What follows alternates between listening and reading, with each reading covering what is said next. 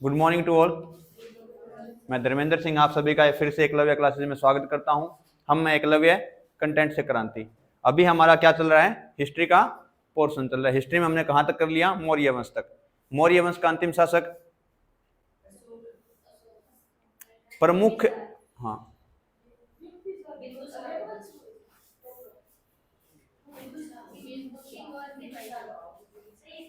किसका,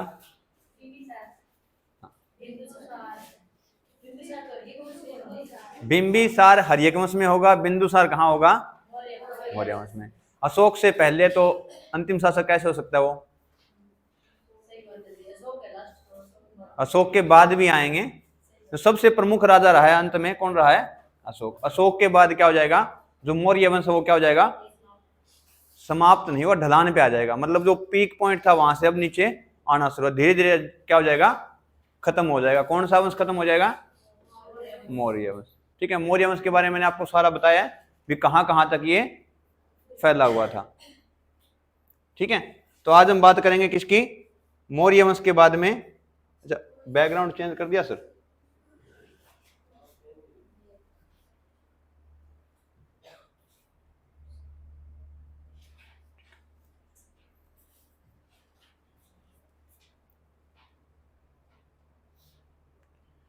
हम बात करेंगे किसकी, जिसको क्या बोलता है मौर्योत्तर काल। क्या बोलते हैं, मौर्योत्तर काल। नाम से पता चल रहा है आपको भाई, ये क्या होगा, कौन सा काल होगा, मौर्यों को का जो उत्तर हो रहा है, मतलब क्या ढलान हो रहा है, उसके बाद जो क्या है, ठीक है,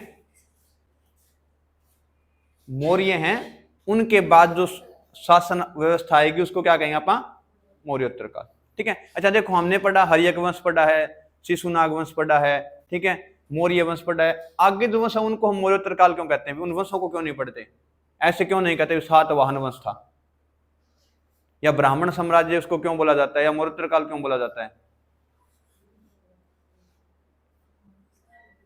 क्या हुआ, क्योंकि इस काल में क्या हुआ, मौर्यों के बाद में कोई ऐसी कोई शक्ति नहीं रही जो केंद्र में क्या हो, सुदृढ़ हो। मतलब जिसका क्या हो, पूरा राज चलता हो, पूरे जगह पे, अलग अलग जगह पे छोटे छोटे राज्य क्या करने लगे, अपना शासन करने लगे। तो मौर्योत्तर काल में हम पढ़ेंगे किन किन के बारे में।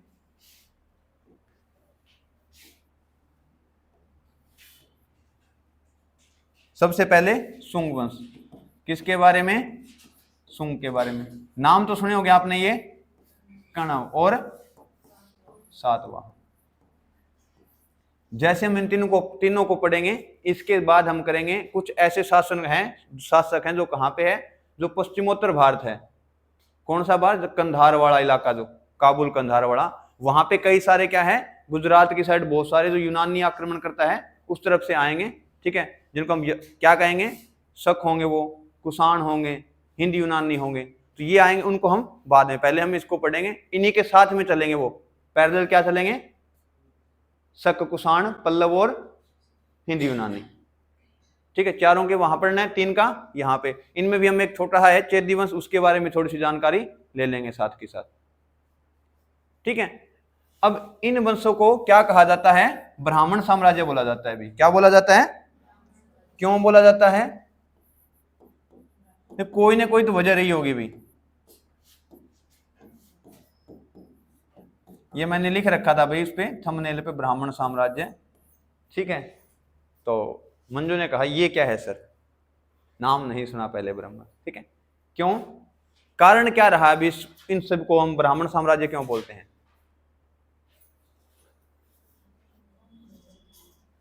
क्या वजह रही होगी, ब्राह्मण होंगे सारे। अच्छा, इनसे पहले ब्राह्मण नहीं थे,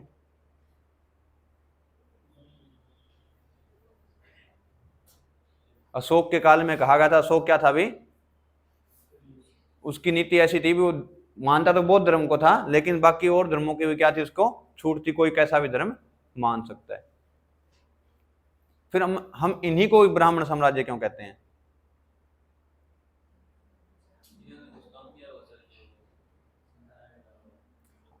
बीच में देखो, जैसे हम बात करते हैं वैदिक सभ्यता की करते हैं, उसके बाद में बहुत सारे क्या आएंगे, दो तो धर्म आगे कौन कौन से, जैन धर्म और बौद्ध धर्म। जितने प्रमुख वंश आएंगे वो किन को मानेंगे, या तो बौद्ध धर्म को मानेंगे या जैन धर्म को। तो इससे क्या होगा, जो ब्राह्मण साम्राज्य जो वैदिक काल में था उसकी क्या हो जाएगी, कमी हो जाएगी। कहां पे, समाज में। जो पहले जो पद वगैरह थे ब्राह्मणों के पास, वैसी उनकी छवि अब नहीं रही इन सालों के अंदर। ये क्या करेंगे, उस छवि को वापस लेके आएंगे। ये तीनों के तीनों वंश है ये, ठीक है। तो इसलिए कहते हैं भी ब्राह्मणों के उदय का या वैदिक काल के उदय का समय कौन सा कहा जाता है, मौर्योत्तर काल। इसीलिए सभी को क्या कहते हैं अपना, ब्राह्मण साम्राज्य। यहां से दोबारा फिर क्या है, ब्राह्मण हावी होने लग जाएंगे भी। थोड़ा सा यहाँ पे मिलेगा, फिर आगे चलेंगे थोड़ा सा और हर्षवर्धन के समय में बिल्कुल पीक पे पहुंच जाएगा ब्राह्मण साम्राज्य भी, ठीक है। ये क्या करने लग जाएंगे, राजाओं को भी टक्कर देने लग जाएंगे। कारण क्या होगा, कारण होगा जब हम सातवाहन वंश में पढ़ेंगे तब मैं आपको बताऊंगा। एक प्रथा चलाते हैं सातवाहन वंश वाले, उस प्रथा से क्या होता है, ब्राह्मण और ज्यादा हावी होना शुरू हो जाते हैं, ठीक है। तो सबसे पहले हम बात करेंगे किसकी, शुंग वंश की, ठीक है। दो कारण रहे इन वंशों के होने के। पहला तो ये रहा भाई, बौद्ध धर्म का जो प्रचार हो रहा था उससे क्या हुआ, जो सामाजिक लोग थे या जो लोग कहाँ थे समाज के अंदर, जो ब्राह्मण थे, उनमें क्या होगी, अशांति फैलनी शुरू होगी भी, क्योंकि बौद्ध धर्म का क्या हो रहा है, बढ़ावा हो रहा है। अच्छा ये देखो भी, अपने ये घर पे लगा लो, ठीक है। भी अपने बुजुर्गों में दो भाई हैं, ठीक है, दो सगे भाई हैं। एक की बहुत ज्यादा पावर है, एक की, क्योंकि बड़ा है तो बड़े की पावर थोड़ी ज्यादा रहेगी, उससे छोटा थोड़ी सी कम। घर में ऐसा माहौल बन जाए, सारे किसकी मारने लग जाए, छोटे की मारने लग जाए, तो बड़े को क्या होगा, कुछ तो महसूस होगा वहां पे, भाई पहले मैं था अब मेरा कुछ कोई पूछ ही नहीं रहा मुझे। तो वो क्या करा, फिर कहीं ना कहीं हाथ पैर मारेगा। ऐसा ही ब्राह्मणों के साथ होने लगा। अब बौद्ध धर्म है वो क्या हो गया, पूरे समाज पे हावी हो गया। तो ब्राह्मण समाज है वो क्या करेगा, जो ब्राह्मण लोग है वो फिर क्या करेंगे भी, हम क्या दोबारा वापस क्या करें, इस जहां पे हम थे पहले वहीं पे जाने की ये कोशिश करेंगे, ठीक है। तो इसमें क्या होगा, पहला कारण तो ये रहा भी बौद्ध धर्म का बहुत ज्यादा प्रचार हो गया, तो उससे क्या हुआ, अहिंसा की नीति चली, युद्ध वगैरह कम होने लगे। और क्या हुआ, राजा ने क्या किया, स्तूपों का निर्माण करवाना शुरू कर दिया, विहार बनाने शुरू कर दिए, ठीक है, चैत्य वगैरह बनाने शुरू कर दिए। तो बहुत सारा पैसा कहाँ लगने लगा, जो धर्मशाला वगैरह है, जो चैत्य विहार बनते थे उनमें लगने लगा। राजस्व क्या होने लगा, खाली। उससे क्या हुआ, कर की क्या हुई, कर ज्यादा लगने लगा, जनता पे कर क्या हो गया ज्यादा। इससे क्या फैल गई, अशांति। तो पहला कारण तो क्या रहा, बौद्ध धर्म का जो बहुत ज्यादा प्रचार हुआ वो किसका कारण रहा, मौर्य वंश के पतन का कारण, ठीक है। दूसरा, ये सब में होता है भी, ये तो किसी किसी में प्रमुख मिले, लेकिन एक कारण अयोग्य उत्तराधिकारी, ये हर वंश में होगा भाई। अगर कोई वंश खत्म होता है तो सबसे बड़ा कारण क्या रहेगा, उसके अयोग्य उत्तराधिकारी। किसी भी वंश को उठा लेंगे आप, चाहे मुगल काल में चले जाएं, चाहे इसमें चले, मौर्य में, गुप्त काल में, कहीं जाएं, एक पीक पे आने के बाद राजा क्या हो जाएंगे, अयोग्य एक शासक आएगा। उससे क्या होगा, जो आसपास के जो सामंत वगैरह वो क्या करेंगे, विद्रोह करके क्या करेंगे, जमीनें अपने कब्जे में लेने शुरू करेंगे। और उससे क्या होगा, देश है वो टूटना शुरू हो जाएगा। ये दो कारण। तीसरा कारण मैंने आपको बताया, जो पश्चिमोत्तर भारत है वहां पे जैसे ही अशोक की क्या हुई, मृत्यु हुई, कौन आने लगे वापिस, जो यूनानी वगैरह वापिस आक्रमण करने लगे भी, उस क्षेत्र पे उनका राज हो जाएगा। मैंने आपको बताया कौन कौन से, शक, कुषाण, पल्लव, हिंद यूनानी, चार प्रमुखता से इनके बारे में हम पढ़ेंगे। इनके नाम थोड़े आपने क्या करने हैं, याद रखने पड़े, क्योंकि अजीब से नाम होंगे भी, हमारी लैंग्वेज में नहीं है, यूनानी भाषा में तो, ठीक है। तो वो आपने ध्यान में रखना है। पहले हम इनको पढ़ेंगे, फिर हम पढ़ेंगे किनके बारे में, पैरेलल पढ़ना है सभी को भाई। अब ये पढ़ के आप क्या करोगे, साथ के साथ आपने पढ़ना, ये नहीं भी पूरा हम प्राचीन भारत पढ़ेंगे फिर विदेशी आक्रमण सारे एक साथ पढ़ेंगे, ऐसा नहीं है। जैसे ही वंश पढ़ रहे हैं उसके साथ में रहेंगे तो क्या याद रहेगा भी, इस वंश में ये चीजें हो रही थी। क्योंकि बहुत सारे क्वेश्चन मैच के आएंगे और साथ में क्या आएगा, भी पूछा जाएगा आपसे भी इस चीज के समकालीन कौन सा था, तो वो आपका साथ के साथ हो जाएगा, ठीक है। अब हम बात करते हैं किसकी, सबसे पहले शुंग वंश की भी। किसकी बात करेंगे,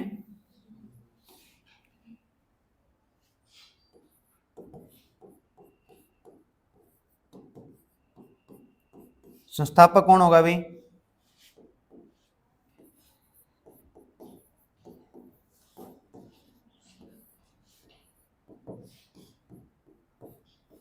पुष्यमित्र शुंग। किसकी हत्या करेगा? किसकी?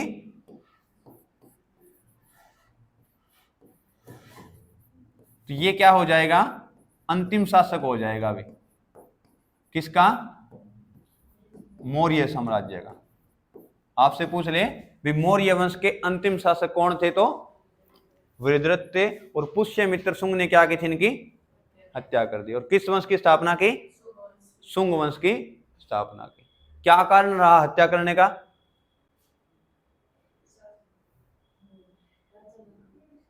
देखो ये तो महत्वाकांक्षा रहती है अभी।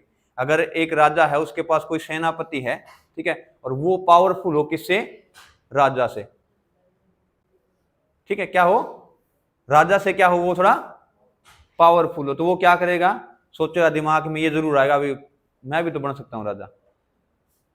तो इसीलिए क्या किया इन्होंने? दूसरा कारण क्या हुआ? भारत पे दूसरा यूनानी आक्रमण होता है। ठीक है, क्या होता है भारत में? दूसरा यूनानी आक्रमण।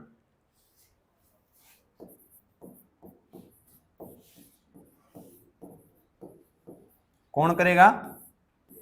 डेमेट्रियस। ठीक है, ये बात पुष्यमित्र शुंग कहते हैं किसको? वृहद्रथ को। भी ऐसे ऐसे आक्रमण हो रहा है, आप रोकोगे या नहीं? तो ये कहता भी मैं नहीं रोकूंगा इस चीज को।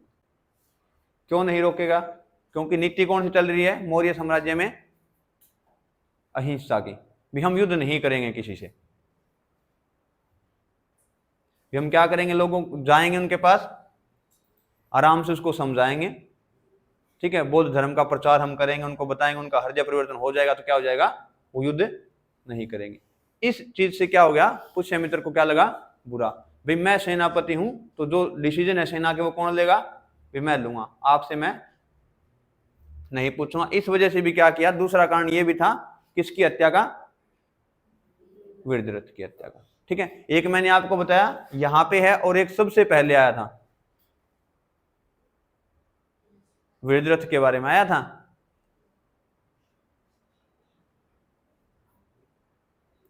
जब हमने शुरू किया किसको? मगध को। मगध के बारे में पढ़ना शुरू किया, मैंने आपको वंश लिखवाए थे। कौन कौन से? हर्यक,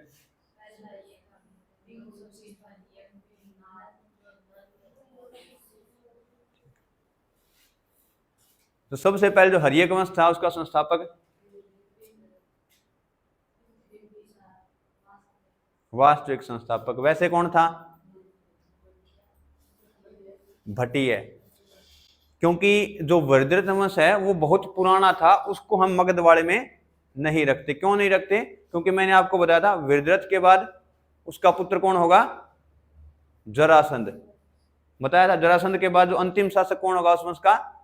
रिपुजन्य। ये चीज बहुत पुरानी थी, इसलिए हम क्या है इसमें, इस कड़ी में इनको नहीं रखते भाई। तो सबसे पहले हर्यक वंश, फिर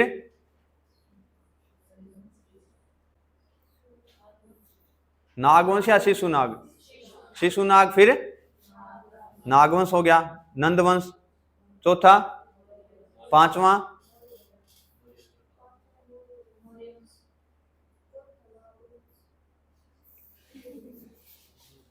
कंफ्यूज हो रहे हो भाई आप, साथ में क्या है? मैं भी हो गया भाई।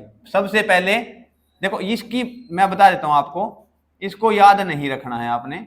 मगध वाले पोर्शन में हमें पता होना चाहिए भी मगध पे वज्रवंश वंश भी रहा होगा, लेकिन ये बहुत पहले। क्या रहा था ये? बहुत पहले। हम शुरुआत किससे करेंगे? हर्यक वंश से। सबसे पहले हर्यक वंश, फिर शिशुनाग या नागवंश। क्या हो गया? फिर आएगा नंदवंश, फिर मौर्य, उसके बाद अभी जो पढ़ रहे हैं फिर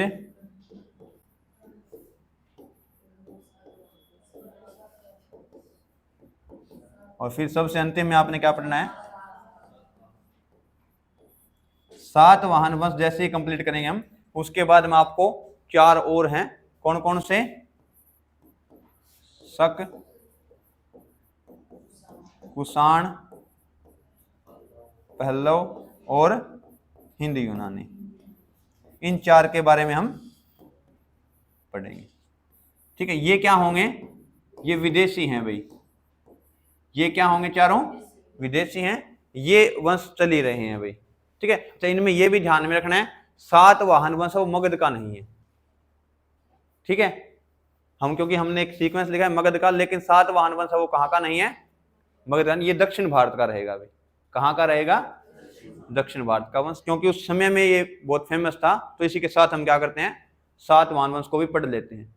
क्योंकि बात क्या होती है, मगध था तो उसने क्या बहुत सारे एरिया को क्या कर लिया था, कैप्चर कर लिया था भाई। तो उसमें क्या हुआ, जो दक्षिण का क्षेत्र होगा वहां पे क्या होगा, सातवाहन वंश। 300 वर्ष तक ये शासन रहेगा। किसका? सातवाहनों का। तो अभी हम बात कर रहे हैं किसकी? शुंग वंश की भाई। युद्ध आ गया समझ में? दूसरा तो किस किस के बीच होगा फिर? अब इसने क्या कर दिया, इसको तो मार दिया, गद्दी पे बैठ गया। किस किस के बीच होगा फिर? ठीक है, तो अब आपने ध्यान में रखना है क्या, कि जो दूसरा युद्ध होगा यूनानी भारतीय आक्रमण, किस किस के बीच होगा? पुष्यमित्र शुंग और डेमेट्रियस के बीच। ठीक है, अच्छा अब देखो शुरुआत कहां से होगी भाई, समय काल क्या रहेगा इसका? शुरुआत कहां से होगी भाई? अंतिम शासक था किसका? मौर्य वंश का। कौन था? वृद्धरथ। मैंने आपको जो वंश लिखवाया था मौर्य, उसमें समय लिखवाया था कितना? 323 से 184। अच्छा, मैंने आपको ये बताया था 323 की जगह 324 मिल जाएगा, तो वो वहां क्या आ जाएगा, वहां भी बढ़ जाएगा एक। ज्यादा कंफ्यूज नहीं होना है।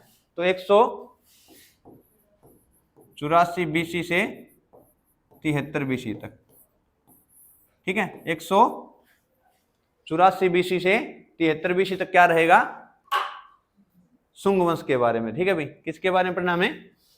शुंग वंश के बारे में। इसी समय में क्या होगा भाई, जो मनुस्मृति है, क्या है? मनुस्मृति, उसकी रचना कब होगी? इसी शुंग वंश के समय। ठीक है भाई, क्या होगा? मनुस्मृति। क्या है मनुस्मृति?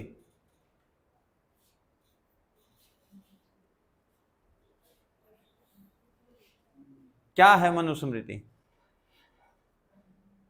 कहानियां की किताब है? किताब तो है ही, बुक तो है ही।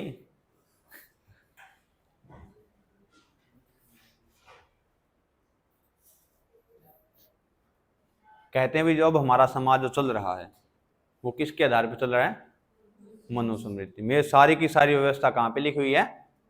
मनुस्मृति के अंदर लिखी हुई है। ठीक है, तो आपने ध्यान में क्या रखना है, शुंग वंश कब से कब तक? स्थापना किसने की? किसकी हत्या की? अंतिम शासक कौन होगा?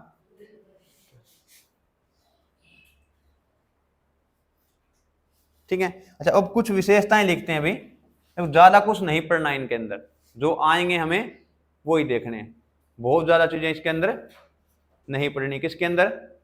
जो इस 5 वंश हम पढ़ेंगे, सॉरी 3 वंश ये। तो सबसे पहले, अच्छा अब बताओ भाई, अगर ये है जो पुष्यमित्र शुंग है, ठीक है, विशेषताएं तो नहीं कह सकते भी, काम हम ऐसे कह नहीं सकते विशेषताओं वाले। अरे ठीक है, तो इससे क्या होगा भाई, जैसे नीतियां थी किनकी? मौर्य साम्राज्य की, तो वो बहुत नाराज था। कौन? पुष्यमित्र शुंग।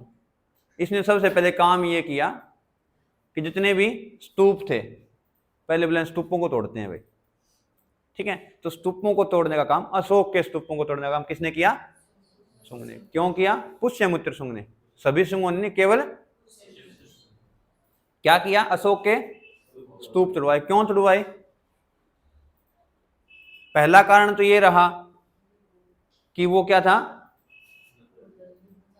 हाँ भी अपना धर्म क्या है इन्होंने, क्योंकि ब्राह्मण धर्म स्टार्ट करेंगे अब, तो एक तो ये हो गया अभी क्या हो कि ब्राह्मण धर्म है उसका क्या हो थोड़ा प्रचार। और एकदम से नहीं, इन्होंने क्या, जैसे भी इसको पता चला भी जो डेमेट्रियस आया कहाँ पे, भारत में, तो उसके बहुत सारे लोग कहाँ पे रहने लगे, जो बौद्ध विहार थे उनके अंदर रहने लग गए भाई। कहाँ रहने लगे? बौद्ध विहार। तो इसने क्या किया अभी, जो ये जो स्तूप वगैरह है ये क्या करते हैं, जो बाहर से जो लोग आ रहे हैं उनका क्या कर रहे हैं, ये पोषण कर रहे हैं। अभी पैसा हमसे ले रहे हैं और सेवा किन की कर रहे हैं, ये जो बाहरी लोग हैं उनकी। इस जलन में, इस रीस में क्या किया इसने, उन स्तूपों को तोड़वाया। इसके अलावा इसने क्या किया, एक स्तूप का निर्माण भी करवाया भाई, ठीक है। किसने? आपसे पूछ ले भी, अशोक के जो स्तूप थे उनको किसने तोड़ा? कहते हैं लगभग 84,000 स्तूप थे अशोक के बनवाए, उन सबको तोड़वा दिया अभी, ठीक है। फिर क्या करेगा, एक भरहुत स्तूप है, क्या है, इसका निर्माण करवाएगा कौन? पुष्यमित्र शुंग, ठीक है भाई। किसका निर्माण करवाएगा? तोड़ता भी बहुत है लेकिन ये क्या रहेगा, फेमस रहेगा, आपको ध्यान रखना है। भरहुत स्तूप का निर्माण कौन करवाएगा? पुष्यमित्र शुंग। अच्छा, पुष्यमित्र शुंग है, इन्हीं के कार्यकाल में एक व्यक्ति इनके दरबार में रहेंगे भाई, ठीक है, पतंजलि। तो आपसे पूछ ले, पतंजलि किसके दरबार में थे? पुष्यमित्र शुंग के दरबार में। 2 किताबें लिखी भाई, कौन सी? योग दर्शन। सबसे पहली तो कौन सी लिखी? योग दर्शन। दूसरी?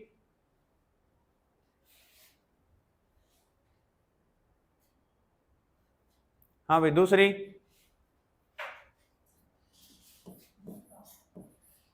महाभाष्य। कौन सी लिखी? महाभाष्य। किससे प्रेरित होकर लिखी थी महाभाष्य भाई? तो इन्होंने पाणिनि की बुक थी, ठीक है भाई। नाम क्या था? पाणिनि ने कौन सी बुक लिखी थी भाई? संस्कृत की पहली व्याकरण।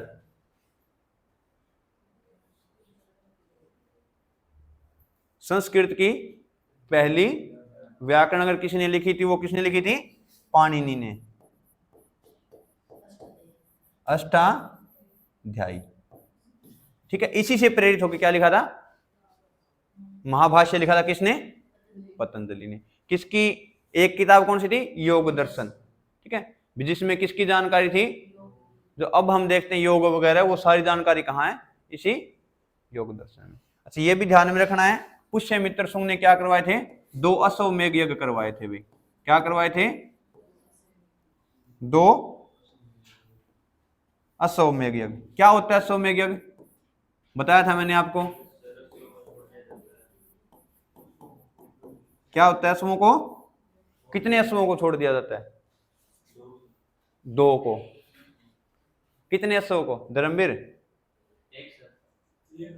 1 को। क्या काम होता था फिर उसका?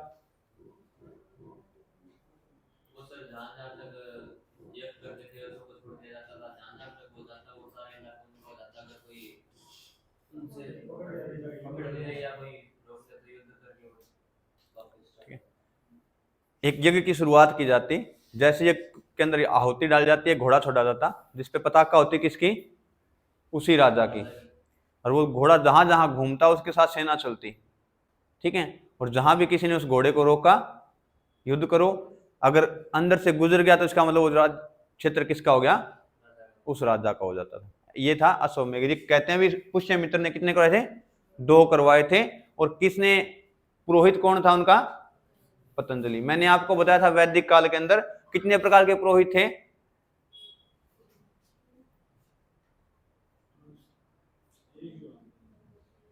पुरोहित कितने प्रकार के थे? 16 प्रकार के पुरोहित बताए थे मैंने आपको। कितने? 16 प्रकार के। उनमें सब में फेमस कौन जाते हैं? ब्राह्मण। सबसे प्रमुख कौन रहेंगे?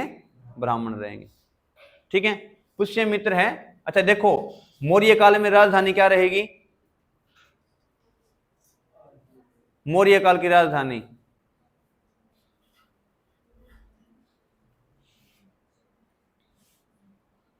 क्या पढ़ते हो आप? ये मेरे समझ में नहीं आ रहा भाई। अरे मगध की राजधानी क्या थी मौर्य काल में? पाटलिपुत्र। किसने बनाया था पाटलिपुत्र को? राजधानी क्या थी मौर्य वंश की भाई? पाटलिपुत्र। किसने बसाया था? उदयन ने। ठीक है, इसने क्या किया? पाटलिपुत्र से क्या किया? हटा के राजधानी कहां बना ली? विदिशा में। ठीक है, तो आपसे पूछ ले शुंग वंश की राजधानी तो कौन सी हो जाएगी? विदिशा। और भाषा कौन सी हो गई भी? अब ब्राह्मण है तो भाषा क्या रहेगी इनकी? संस्कृत। पहले क्या चल रही थी? प्राकृत, लिपि ब्राह्मी। ठीक है, तो यहां पे क्या चलने लगी भाषा? फिर संस्कृत भाषा। ठीक है, पुष्यमित्र शुंग से आपको इतना ही याद रखना है। ठीक है, आगे चलें। फिर बात आएगी भाई, पुष्यमित्र शुंग है, इसके उत्तराधिकारी के रूप में कौन आएगा? इसके बारे में एक ही डाटा आपने ध्यान में रखना है, अग्निमित्र। ठीक, ये किसका उत्तराधिकारी रहेगा? पुष्यमित्र का। किसका उत्तराधिकारी? पुष्यमित्र का। इनके नाम पे कालिदास ने किताब लिखी है भाई। किसने?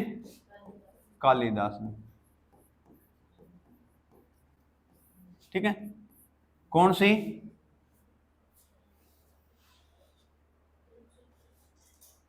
क्या?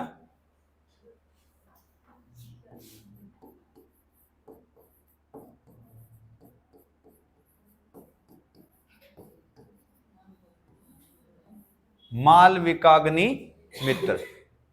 ठीक है, कौन सी किताब लिखी है? मालविका अग्निमित्र। ये एक प्रेम कहानी है भाई। क्या है? प्रेम कहानी। किसने लिखी है? कालिदास ने। कालिदास किसके समय में आएंगे? गुप्त काल के समय में। हम पढ़ेंगे आगे गुप्त काल के, तब जिक्र आएगा किसका? कालिदास का। इन्होंने क्या है? अग्निमित्र और मालविका। ठीक है, ये क्या थी भी? विदर्भ की राजकुमारी थी। ठीक है, किसकी राजकुमारी? विदर्भ राजकुमारी। कहां पड़ता है विदर्भ भी?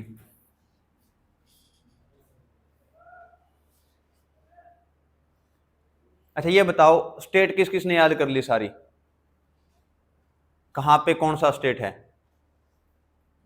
1 2 बस। आप भाई बाकी सारे करांगे एग्जाम होने के बाद? पहला मैंने कहा है आपको, जो चीजें, अब देखो ये नाम आएंगे बार बार, तो हमें पता होना चाहिए हम किस एरिया के अंदर हैं अभी। ठीक है, अभी तो हमें पता है, मगध के बारे में हमने देख रखा है।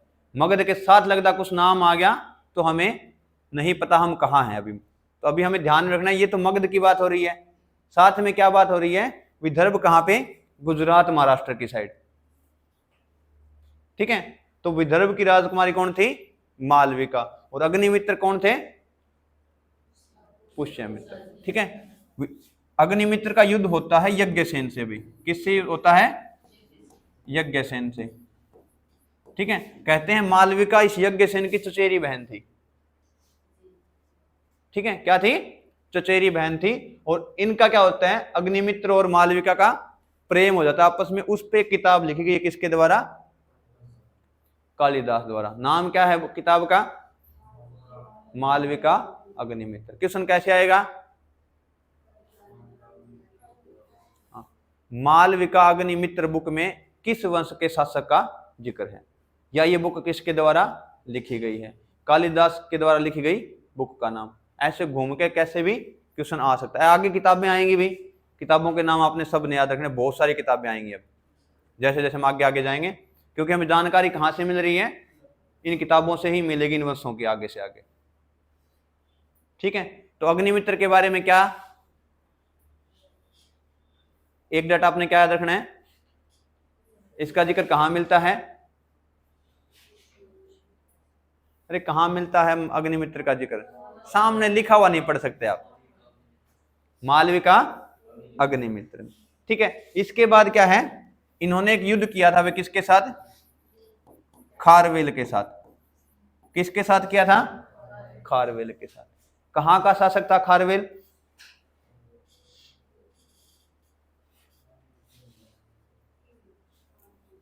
नहीं पता, अरे एक बहुत फेमस अभिलेख आता है, कम से कम 10 बार तो हमने जिक्र कर लिया होगा उसका, हाथी गुम्फा अभिलेख का नाम सुना है, 3-4 बार तो हमने जिक्र कर लिया है पहले इसका, हाथी गुम्फा अभिलेख का। हाथी गुम्फा अभिलेख है वो किसने बनवाया था, कलिंग नरेश खारवेल ने। कहां का शासक है, कलिंग का। तो एक कलिंग युद्ध है कहां पे, किस किस के बीच हुआ पहला कलिंग युद्ध, अशोक और नंद के बीच में। दूसरा किसके बीच होगा, अग्निमित्र और खारवेल के बीच में। ठीक है, और इसकी जानकारी हमें कहां से मिलती है,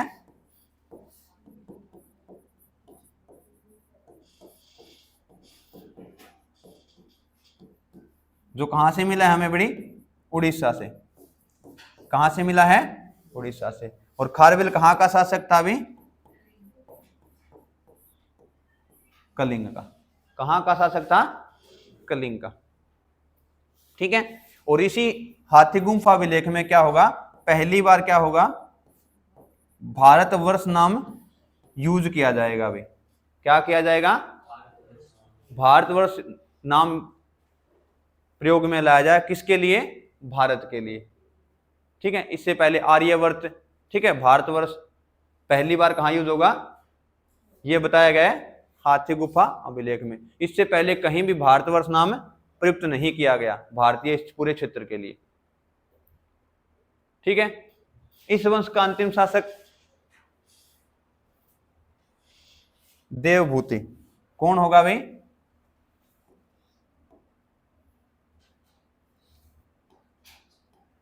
अंतिम शासक,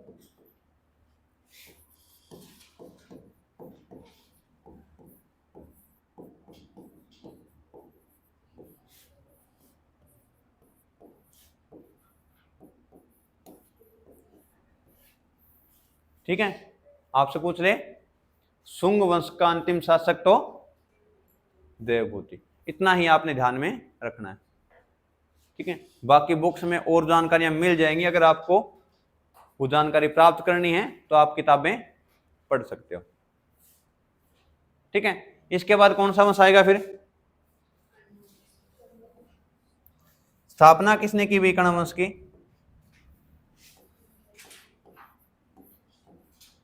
अच्छा, कर्ण वंश के समय में क्या होगा, भी पूरा मगध साम्राज्य वो केवल पाटलिपुत्र तक रह जाएगा। क्या रह जाएगा, पाटलिपुत्र तक। जैसे हम मुगल काल में आगे पढ़ेंगे, एक बार में क्या मुगल काल पूरे भारत में फैला होगा, और एक समय पे आके वो कहां तक, केवल दिल्ली तक सीमित हो जाएगा। ठीक है, जब हेमचंद्र विक्रमादित्य हेमू वहां पे आक्रमण करेंगे, कहां पे, दिल्ली के अंदर, तब दिल्ली में मुगल साम्राज्य केवल दिल्ली तक सीमित रह जाएगा। वैसे ही क्या हुआ, कर्ण वंश में केवल पाटलिपुत्र के आसपास का क्षेत्र किसके पास है, मगध के पास है अभी। ठीक है, तो स्थापना कौन करेगा इसकी, वसुमित्र। ठीक है भाई, कर्ण वंश की स्थापना कौन करेगा, वसुमित्र। अंतिम शासक, दो चीजें ध्यान में रखनी है, वसुमित्र और अंतिम शासक कौन, सुशर्मा। ठीक है, बस कर्ण वंश का संस्थापक और अंतिम राजा सुशर्मा। फिर बात आएगी किसकी, सातवाहन की। सातवाहन के बारे में अच्छे से पढ़ना पड़ेगा, क्योंकि बहुत लंबे समय तक क्या चलेगा, पूरा शासनकाल चलेगा भाई। तब हम बात करेंगे किसकी, सातवाहन वंश। ये मैंने आपको बता ही दिया भाई, मगध पे नहीं रहेगा शासन इनका, कहां रहेगा, दक्षिण भारत में। कहां रहेगा, दक्षिण भारत में। संस्थापक कौन होगा इसका? सिमुक। कौन होगा? सिमुक होगा। क्षेत्र पूछ लिया आपसे कौन सा रहेगा, तो कृष्णा व गोदावरी नदी का जो क्षेत्र है वो क्या रहेगा, किस में आएगा? सातवाहन वंश में। ठीक है। अच्छा, जो सबसे प्रमुख राजा इसका कौन रहेगा? अच्छा, पहले नाम सुना आपने सातवाहन वंश के बारे में? पहले नहीं पढ़ा इसके बारे में कभी?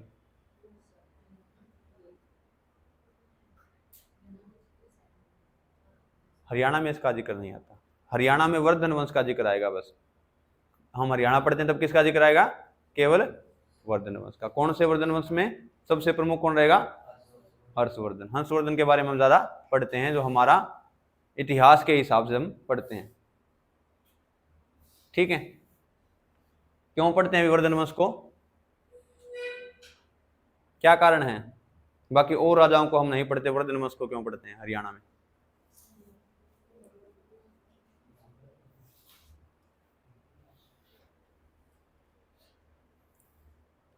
क्या कारण है भाई? देखो, मैंने आपको बताया था भी कोई भी चीज होगी उसका कोई ना कोई क्या रहेगा, कारण जरूर रहेगा। तो वो कारण हमें पता होना चाहिए, पता नहीं है तो हमें उसका पता करना चाहिए। क्या हो गया? फाइयान आया। देखो ये भी बात है। देखो, सबसे पहले बात होगी कि जैसे बात करें हम, कोई भी क्षेत्र है वो कब प्रसिद्ध होगा? जब वो राजा के सीधे संपर्क में होगा। मतलब क्या है? वहां के आसपास क्षेत्र में उसकी क्या होगी? राजधानी होगी। जहां पे राजा रहेगा वो क्षेत्र क्या रहेगा? फेमस रहेगा। हर्षवर्धन के समय में हरियाणा के अंदर राजधानी बनाता है अपनी हर्षवर्धन। कौन सी?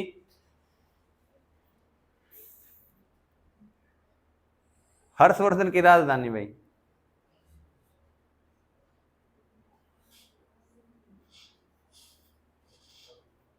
इससे पहले हिस्ट्री किस किसने पढ़ी है?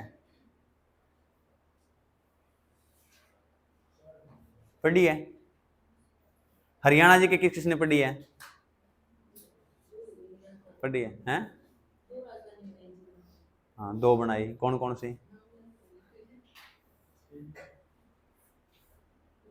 पहली तो बनाते हैं वो थानेश्वर या स्थानेश्वर।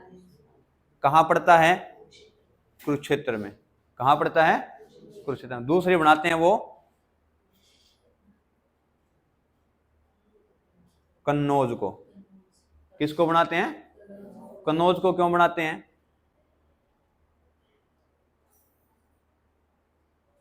क्यों जाएगा कन्नौज भाई? वो हर्षवर्धन है, ठीक है। इसके पापा थे प्रभाकर वर्धन। कौन थे? 3 संतानें थी, हर्षवर्धन, राज्यवर्धन और राज्यश्री। 1 बहन और 2 भाई। राज्यश्री है, उसकी शादी होती है ग्रह वर्मा से, जो कहाँ का शासक था? कन्नौज का। ठीक है। फिर क्या होगा? जैसे शादी उसकी कहाँ करवा दी? कन्नौज चलेगी। कन्नौज में राज्यवर्धन का क्या है? शासन करने लग जाता है। कहाँ पे? जहां पे प्रभाकर वर्धन ने अपना एरिया बनाया था, अपना क्षेत्र बनाया था, वहां पे। ठीक है। फिर क्या होगा? एक शासक होगा बंगाल से, ठीक है। वो क्या करेगा? हत्या कर देगा। किसकी? ग्रह वर्मा की। शशांक नाम से है। किस नाम से? शशांक नाम से। वो हत्या कर देगा किसकी? ग्रह वर्मा की। वर्धन नहीं, वर्मा वो। ठीक है। और जो क्षेत्र था उस पर क्या कर लेगा? वो कब्जा कर लेगा। कहते हैं भी, कहने में तो ये भी है, वो राज्यश्री को उठा भी ले गया था। कौन? शशांक। राज्यवर्धन जाता है युद्ध करने के लिए वापस, ठीक है। वहां पे युद्ध जीत तो लेता है राज्यवर्धन, लेकिन उस युद्ध में क्या है? घायल होने की वजह से क्या हो जाती है? उसकी मृत्यु। कहते हैं कई जगह पे ये भी कहा गया है उसकी हत्या की गई थी बाद में। 3-4 शासक थे आसपास में। जब हम हर्षवर्धन को पढ़ेंगे तो मैं आराम से बताऊंगा इसके बारे में सारा। ठीक है। फिर हर्षवर्धन जाएगा कहाँ पे? कन्नौज में, वो पूरा बदला लेने के लिए। इसलिए क्या, वहां पे सबको हरा के क्या करेगा? हर्षवर्धन क्या बना देगा, अपनी राजधानी स्थापित करेगा, कहां पे, कन्नौज। ठीक है, इसलिए दूसरी राजधानी क्या बनती है, कन्नौज बनती है, किसकी, हर्षवर्धन की। ठीक है भाई, सातवाहन वंश है, संस्थापक सिमुक। ठीक है, राजधानी क्या हो गया, राजधानी क्या रहेगी भी इसकी,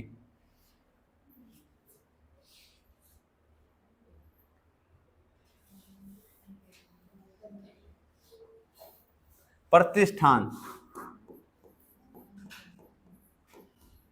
राजधानी क्या रहेगी, प्रतिष्ठान या पैठण। कहां पड़ता है, महाराष्ट्र में।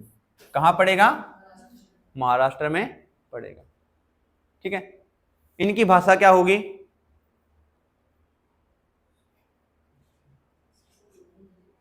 ब्राह्मण वंश है, लेकिन भाषा क्या होगी इनकी,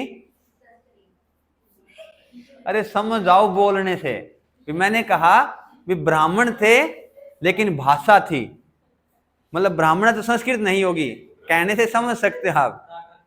हाँ, प्राकृत होगी इनकी भाषा। भाषा कौन सी होगी भी, प्राकृत।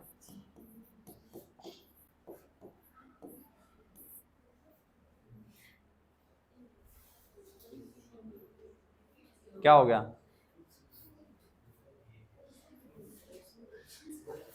ठीक है, समझ में आ गई। राजधानी, प्रतिष्ठान या पैठण, भाषा प्राकृत, संस्थापक सिमुक। समय,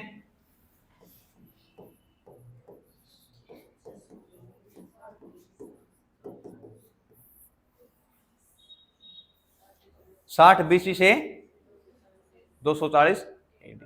अब हम क्या आ गए हैं, क्रॉस कर लिया। अब उल्टी गिनती नहीं पढ़ेंगे हम, अब उल्टे नहीं चलेंगे, सीधे चलेंगे भाई।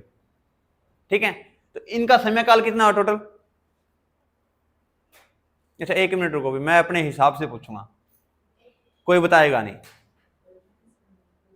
ठीक है, हाँ भाई, अग्निवीर राहुल है क्या, इनका पूरा समय काल कितना हो गया,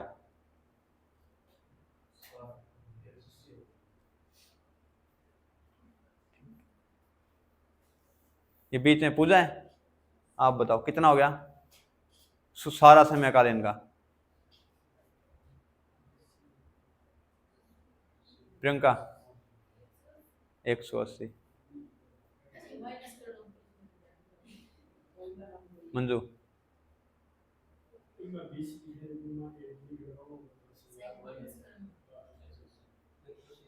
180, कौन कौन से और 180 में, खुद बता के कह रहे मैं तो कौन ही जी। देखो 300 होगा, कितना होगा 300, क्यों होगा, ये कितने हैं बीसी, 60 बीसी है, मतलब क्या है, हम इधर चल रहे हैं अभी 59 58, हम 0 तक आएंगे, फिर हम जाएंगे एडी में 1 से लेके 240, तो 240 ये और 60 ये, टोटल कितना हो जाएगा 300। तो सातवाहन वंश क्या रहेगा 300। दूसरा नाम क्या है सातवाहन वंश का, इसको आंध्र सातवाहन भी कहा जाता है। अभी क्या कहा जाता है, आंध्र सातवाहन। क्या हो गया, और क्या कहा जाता है इसको भाई, अंधकार में शासन। क्यों कहा जाता है अंधकार में शासन,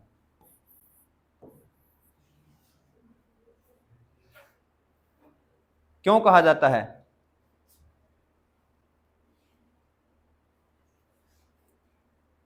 क्या होता है अंधकार में, ये तो बता ही सकते हो।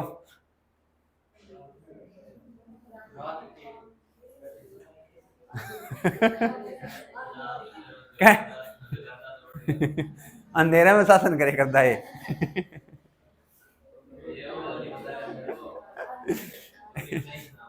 हाँ भी हो सकता हो ऐसा भी, दिन में सोते हो रात को शासन करते हो। ठीक है, ऐसा नहीं था, इनके बारे में क्या है भाई, हाँ या एक और थ्योरी आई हमारे पास भाई, ये अंधे थे सारे, इसलिए इसको अंधकार में शासन कहते हैं। चलो ठीक है, देखो अंधकार में शासन की बात क्या है भी, 300 वर्ष तक इन्होंने शासन किया, लेकिन 4 या 5 ही क्या है शासकों की जानकारी हमें मिलती है। ये पूरे 300 साल के समय में भी कुछ ही शासकों की क्या है जानकारी किसी किताब में कहीं अभिलेख पे कुछ लिखा हुआ मिला है, बाकी बीच में क्या है पहले की जानकारी है, फिर छठे की होगी, फिर 23वें की मिल जाएगी, ऐसे बीच बीच में से कहीं कहीं जानकारी मिल रही है। पूरा सीक्वेंस हमें नहीं पता है, इसलिए इस वंश को क्या कहते हैं अंधकार में शासन। लंबा तो बहुत चला लेकिन जानकारियां क्या है हमारे पास कुछ एक सबसे प्रमुख है, एक दो उनकी जानकारी हमारे पास है। अब है वही प्रमुख होंगे भी, हो सकता है इस समय में उनसे भी कोई बहुत ज्यादा फेमस रहा हो लेकिन उसकी जानकारी हमारे पास नहीं है। ठीक है, तो सातवाहन के बारे में क्या क्या पता चला आपको? पहला तो इसका समय पता चल गया, संस्थापक पता चल गया, और क्षेत्र, राजधानी, ठीक है, और नाम। फिर बात करते हैं हम इसके अलावा जानकारी कहां से मिलती है भाई। ठीक है, एक अभिलेख है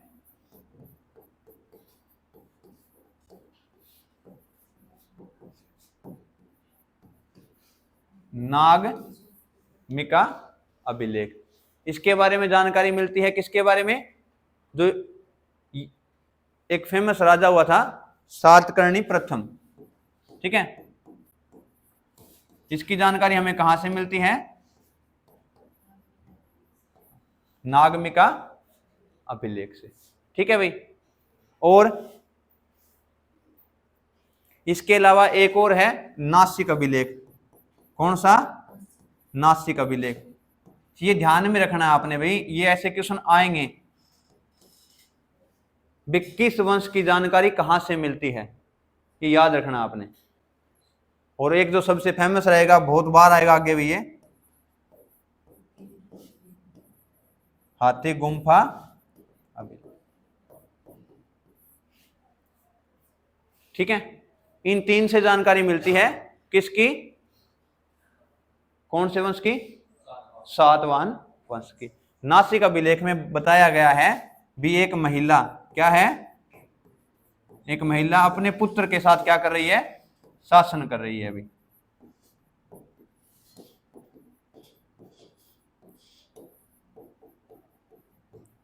कहां बताया गया अभी ये? नासिक अभिलेख में। और वहां पे जिसका किसका जिक्र है? जो सबसे फेमस राजा था इस वंश का, सातवाहन का, गौतमी पुत्र सातकर्णी, उसके बारे में कहा गया है।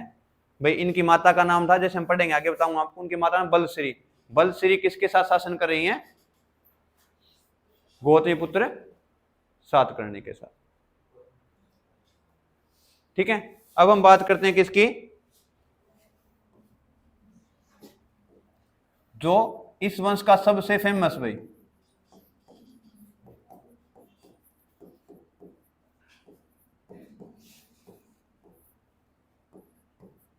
गौतमी पुत्र सातकर्णी। ठीक है, अच्छा अब क्या होगा धीरे धीरे, क्या है भी हम पढ़ेंगे आगे, तो क्या मिलेगा आपको? नाम मिलेगा किसका भी, साथ में माता का नाम मिलेगा सबके आगे। जैसे आगे आएगा वशिष्ठी पुत्र सातकर्णी। और यह भी ध्यान में रखना है, लगभग जो शासक थे किसके? सातवाहन वंश के, वो क्या लगाते नाम के पीछे? सातकर्णी। ठीक है, ये कोई परंपरा रही होगी उनकी, इसके बारे में जानकारी उपलब्ध नहीं है। ठीक है, भी क्या कारण रहा होगा भी ये सारे के सारे अपने नाम के पीछे नाम लगाते थे, लेकिन ये कन्फर्म था भी माता का नाम ये क्या करते थे? सारे लगाते थे। आगे माता का नाम, पीछे सारे के सारे सातकर्णी। इससे क्या पता चलता है अभी कि मां का नाम आगे लगाएंगे तो समाज कैसा होगा?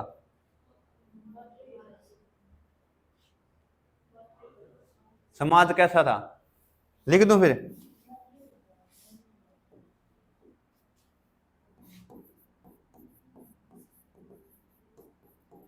समाज कैसा था? पितृस्थात्मक था। महिलाओं की जो दशा थी वो बहुत अच्छी थी, लेकिन समाज कैसे चलता था?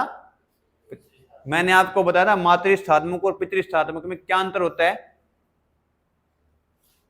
क्या अंतर होता है पितृस्थात्मक और मातृस्थात्मक में?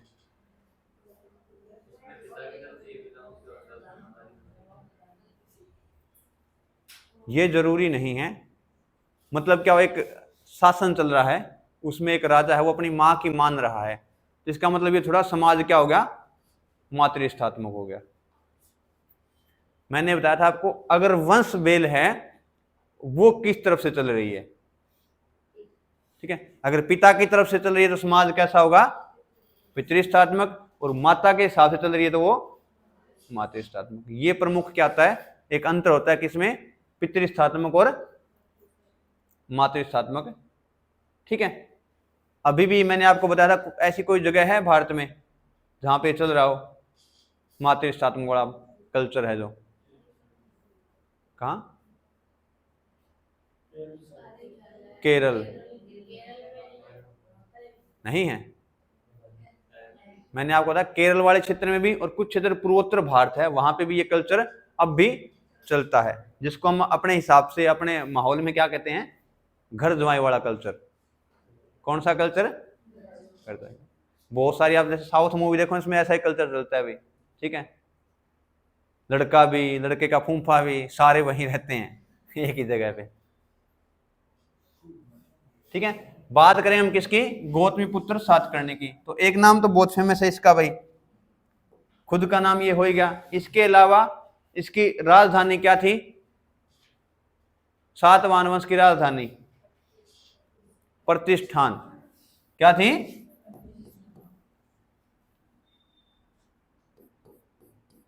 तो एक नाम इसका क्या था, प्रतिष्ठान पति।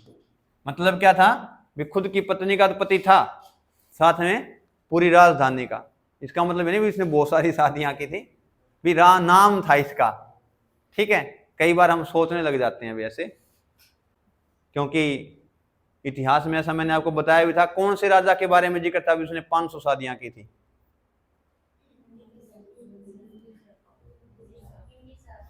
बिंबिसार या बिंदुसार,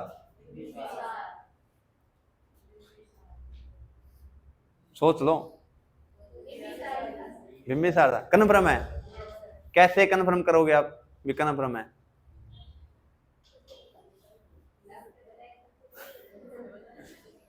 अच्छा मैं बता दूं वो सारा सही है,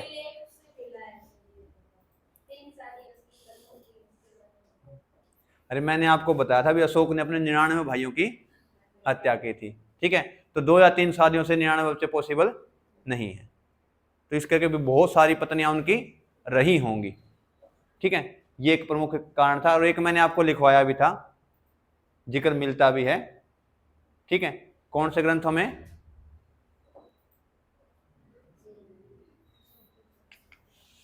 क्या करें भैया आपका, प्रतिष्ठान पति एक तो इनका नाम, दूसरा दक्षिणापथ पति,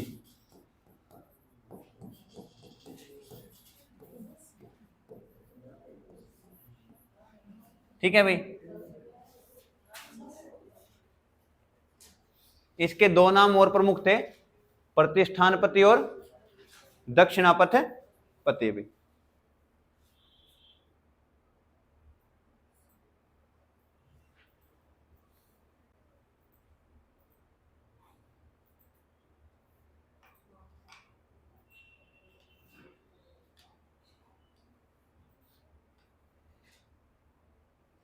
ठीक है भाई। आज इतना बहुत है, इसको आगे कंटिन्यू करेंगे पूरे को।